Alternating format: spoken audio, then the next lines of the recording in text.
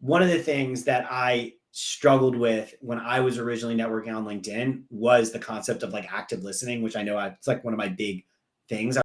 I used to get people on calls and then like talk a lot about all the things that I could do. And I found that I didn't close business that way. And I learned like I stopped chasing, started attracting. Like, what are examples of that? I would want to like give people examples of how I came to that conclusion.